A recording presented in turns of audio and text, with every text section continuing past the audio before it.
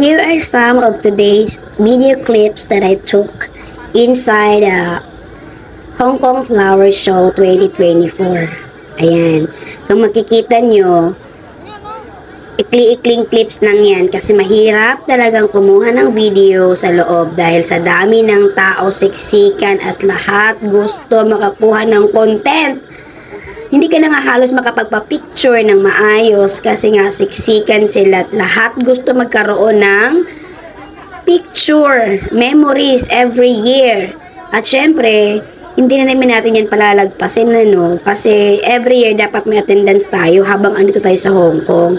At syempre, masayang masaya at kahit nakakapagod, nag-enjoy naman kami ng kapatid ko. Although, ang dami niyang reklamo dahil nga hindi siya mapicturean at hindi kami makapagpa-picture ng maayos.